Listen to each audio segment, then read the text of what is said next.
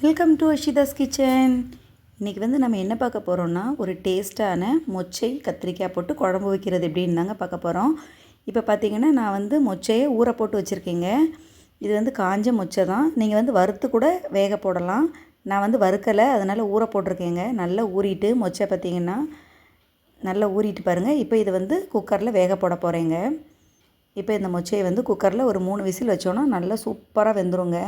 Already இது ஏற்கனவே ஊற போட்டு நல்லா ஊறி தான் இருக்குது. நான் காலையில் எந்திரிச்சு ஒரு 5 மணிக்கு ஊற போட்டேங்க. இப்போ ஒரு 7, 7:30 இருக்கும். 2.5 மணி நேரம் நல்லா ஊறி இருக்குது. இப்போ இதை தண்ணி ஊற்றி குக்கரில் வேக வச்சு எடுத்துக்கலாங்க.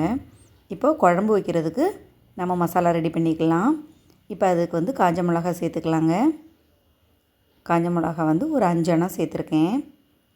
கொஞ்சமாக எண்ணெய் விட்டுக்கலாங்க. எண்ணெய் விட்டு இதை ஃப்ரை பண்ணி எடுத்துக்கலாம். கருகாமல் ஃப்ரை பண்ணி எடுத்துக்கலாங்க. நல்லா ஃப்ரை ஆகிட்டு பாருங்கள். இப்போது கொத்தமல்லி போட்டுக்கலாங்க. கொஞ்சமாக கொத்தமல்லி போட்டிருக்கேன். அதையும் ஃப்ரை பண்ணி எடுத்துக்கோங்க. அப்புறம் ஒரு 5 மிளகு போட்டிருக்கேங்க, சின்ன மிளகு. அதையும் கொஞ்சம் போட்டு வறுத்துக்கலாம். இது அப்பப்போ நம்ம வறுத்து குழம்பு வச்சோன்னா அது வாசம் நல்லா இருக்குங்க. இப்போ ஜீரகம் போட்டுக்கலாங்க. ஜீரகம் போட்டு அதையும் நல்லா ஃப்ரை பண்ணி எடுத்துக்கலாம். ஜீரகம் போட்டு அதையும் நல்லா ஃப்ரை பண்ணி வச்சு பாருங்கள். எல்லாமே நல்லா ஃப்ரை ஆகிட்டு இப்போ தேங்காய் துருவலுங்க. கொஞ்சமாக தேங்காய் துருவல் சேர்த்துக்கலாம். அதையும் போட்டு நல்லா ஃப்ரை பண்ணிக்கலாங்க. இது எல்லாமே கொஞ்சம் கோல்டன் ப்ரௌன் கலர் வர வரைக்கும் நல்லா வறுத்துக்கோங்க.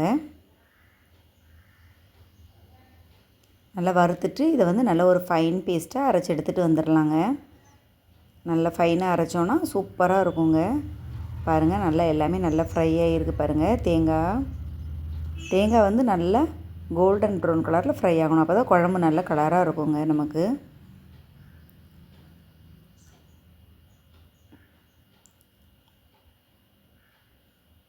இப்போது அதை நல்லா வறுத்ததை அரைச்சிட்டு வந்துடலாங்க. இப்போ அந்த கடாயில் எண்ணெய் ஊற்றிருக்கேங்க. நான் நல்லெண்ணெய் தாங்க ஊற்றிருக்கேன். ஊற்றிட்டு வெந்தயம் போட்டுக்கலாங்க. அதுக்கு வெந்தயம் பார்த்திங்கன்னா நல்லா பொரிஞ்சிரட்டுங்க. வெந்தயம் சேர்த்துருக்கோம், அப்புறம் கடுகு சேர்த்துருக்கோங்க. எண்ணெய் நல்லா சூடானதுக்கப்புறம் ரெண்டுமே நல்லா பொரிஞ்சு வந்துடும் பாருங்கள். வெந்தயமும் கடுகும் போட்டிருக்கோம். இப்போ ஃப்ரை ஆகட்டும். கொஞ்சமாக வெங்காயங்க, சின்ன வெங்காயம் இருந்ததுன்னா சின்ன வெங்காயம் நம்ம போட்டுக்கலாம். ஒரு 2 வெங்காயம் மட்டும் கட் பண்ணி போட்டிருக்கேன். அதுக்கப்புறமா கருவேப்பிலை போட்டிருக்கேங்க. அவ்வளோதான். இதை போட்டு நல்லா ஃப்ரை பண்ணிக்கலாங்க. ஃப்ரை ஆனதும் அரைச்சி வச்சுருக்கிற பேஸ்ட், நம்ம நல்லா ஃபைனாக அரைச்சி வச்சுருக்கிற பேஸ்ட்டை போடணும். அதுக்கு முன்னாடி கத்திரிக்காய் நான் கட் பண்ணி வச்சுருக்கேங்க.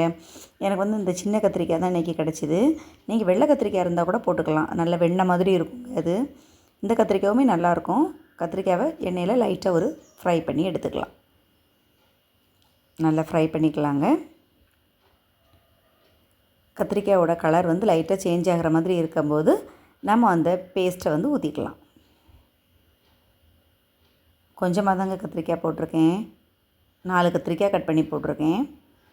இப்போ அந்த பேஸ்ட்டை போட்டுக்கலாங்க. பேஸ்ட் அதோடு சேர்த்து அதையும் ஒரு வதக்கு போல் வதக்கி விட்டுக்கலாம். ஆல்ரெடி எல்லாமே நம்ம வறுத்து அரைச்சது தான். இந்த குழம்பு நல்லாயிருக்குங்க, உங்களுக்கு வம்பா போகாது.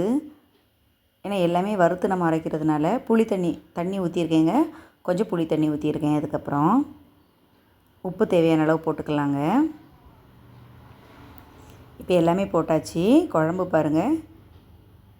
இப்போ இந்த குழம்புல நம்ம வேக வச்சுருக்கிற மொச்சையை சேர்த்துக்கலாம். மொச்சை நல்லா வெந்துருச்சுங்க. இங்கே பாருங்கள், நல்லா சூப்பராக வெந்துருச்சு. மொச்சையை சேர்த்துக்கோங்க.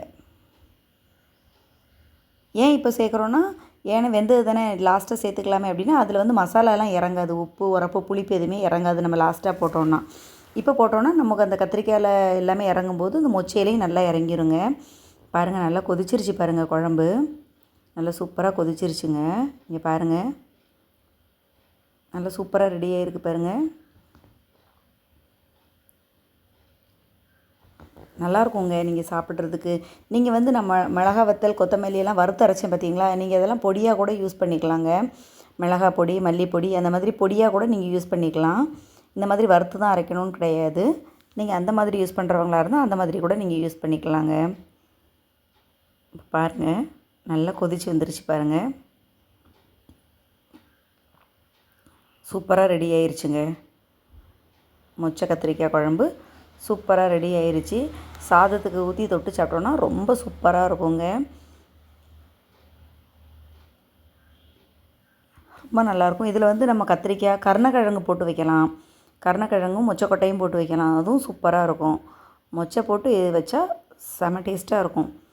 இது வந்து நாங்கள் எதுக்கு வைப்போம் அப்படின்னா, உளுந்து சாதத்துக்கு வைப்போங்க.